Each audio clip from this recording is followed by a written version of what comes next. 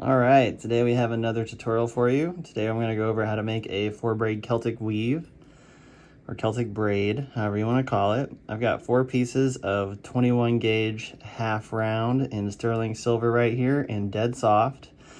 You can use whatever you want, tape, wire, a clamp to hold it together, but essentially you just want to hold all 4 pieces flush with the round side up and the flat side on bottom. As you can see here, I've just got a little piece of 24 gauge half round that I used to hold some other wires together. As you can see, it doesn't have to be perfect because I am going to remove this piece of wire later, right? I'm going to take it off later. For now, it's just here to hold this together. So let's get started. For this braid, it's pretty easy once you get the hang of it, so it's pretty simple to start. We're just going to take the farthest bottom wire out and the second wire out, and then we're going to start with these top 2 wires. And I like to cross from the outside in, so I'm going to take the second wire and I'm going to go underneath the first wire, just crossing it, and then I'm going to take the first wire over, right? So it should look effectively like this. This is how we're going to start the braid. Okay, get it nice and tight, get it nice and over, and then we're going to take the third wire, and since this first one is over the top of this one, we're going to take this third wire and we're going to pinch it right here with my fingernail is adjacent to this cross, just like right here. We're going to pinch it so that we can create just the littlest arch, and we're going to go over the top of the second wire. And you'll be able to clean this up a little bit more later. It doesn't have to be perfect. So it should effectively look like this to start, right? You could ignore this little piece of half round right here that's just holding the braid together. So now that we have this started, you got to think about it. So logically, if we want to continue the braid, we don't want this wire on top. It's always alternating. So we want to put the outer wire, the bottom wire, on bottom, pinch it adjacent to the cross. So see this little X, just take your finger and put it adjacent to pinch to create a little arch, right? And you might want to move the arch a little lower so it's a little more adjacent, but essentially, there we go. So now we have this braid started. So from here, it gets a lot easier. So your rule of thumb for me that I figured out with this pattern to make sure that you don't accidentally end up doing the wrong thing is you always braid from the outside in. So it's either going to be this wire or this wire.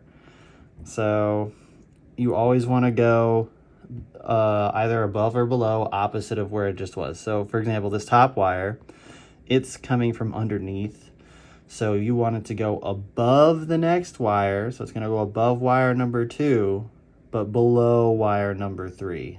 Okay, so again, see this X, I'm gonna move adjacent to the X with my thumb and index to pinch it to create an arch. And then again, we're gonna go over and under. So over the second wire, but under the third wire, like so. And that will create this. And this wire is starting to turn on me a little bit, which is a little bit annoying, but we're gonna come in here with these flat pliers and just flatten it out. Grab the whole thing, flatten it. You can even squeeze it together a little bit just to tighten it up, right? So you can really start the braid, see the braid starting to form. I want to tighten it up just a little bit. All right, cool. So since we moved from the outside, the rule of thumb again is always move from the outside. So since there's 2 on each side, it doesn't matter if we go from the left or from the right, but you want to go from whatever wire is on the outside.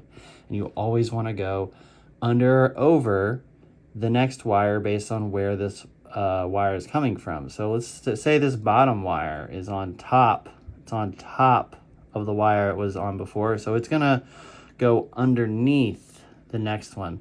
But if you just pull it straight up, it's gonna be hard to make that arch. So remember to just give it a little pinch right there so that adjacent to the cross you're next to just give it a little bit of an arch, okay? And then again, I am gonna bring my pliers in here and flatten it. Whoopsie, flatten it out a little bit. Give it a little symmetry. Because when the braid starts, it doesn't look as clean because we're just starting from this even area. But again, we're gonna come back later and fix this so it looks nicer. So now that we've got all three to the top, whenever you have three to one side, you always wanna start with the side where there are three, okay? So pretty easy rules of thumb. Always start from the outside. If there's 3 wires on one side, you're always gonna start with the outside of the 3-wire side. And you're always gonna go above or under the next wire, the opposite of wherever it's coming from. So we're gonna start with this top wire, and it's coming from underneath this wire. So we're gonna go over the middle, under the last one. And don't forget to make the pinch. Forget. So over, under. So over, under, and it helps to go from way out here. You could pull it from right here, but it's easier to create that arch if you pull it from as far away as possible, or well, not as possible, but you know what I mean, just farther away, because it makes it easier to make this big bend. And then you just pull it tight, and then boom, there you are. You can see this braid starting to happen. So once again, we're back to the point where we have 2. And last time I came from the bottom, but you know, I could come from the top this time. I could continue from the top, create the pinch, come from far away to create the arch, and go over the top, right? And that does create 3 on the right side. So now that we have 3 on the right side, what do? We come from the outermost wire. It's coming from the top, so we're gonna go under wire number 2 and over wire number 3. So I'm gonna take this wire and I'm gonna go under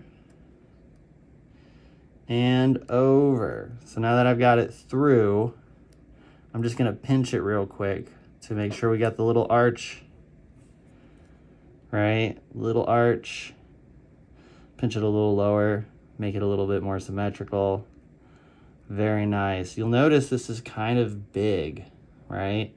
Cool thing about this braid is you can pull it tighter later, like apart, like outward, and that will thin it up. It will make it a little tighter. But if you want to make it a thinner braid, you're gonna need to pull these things closer to each other like that, as opposed to leaving the little gap that I'm leaving. And that will make it a tighter braid, but I'm gonna tell you, it's hard to make those tighter braids even unless you're using double or triple wires to make a double or triple braid. And what I mean by that is instead of folding 1 over, it would be like 2, 2, 2, and 2. So there'd be 8 wires here. I'll make another tutorial for that later.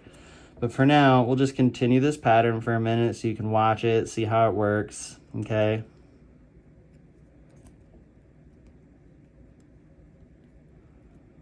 This half round's waiting to turn on me. I'm not gonna let it. I'm gonna even out this middle wire. Oh, that did it too far. Making sure to keep the arch. Cool, looks nice and even. Now that we have 3 wires on the right, we are going to go from the outermost wire, under, over, oops, create the pinch, and work our way up, okay? Again, we can pull it tight if we want, like out, or we can pull it this way. We can pinch it together. And it's looking nice and neat. A little clean 4-braid Celtic braid. So I'll go just a little bit farther for you, just so you can get an idea.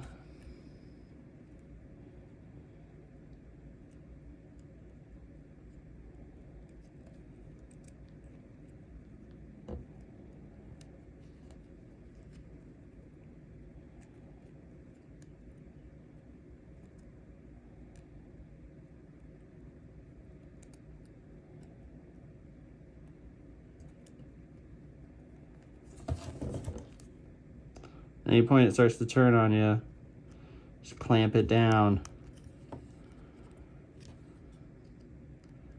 Clamp it down. Gently. Gently. Right?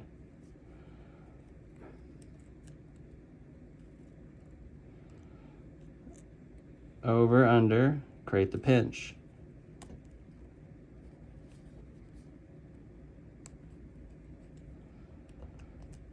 All right, you get the idea. I'm gonna go ahead and show you this in a time freeze so you can see it work out to the end.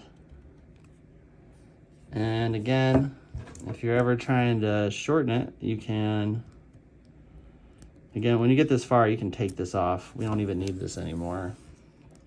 But we can clamp it here gently. You don't want to mar the wire.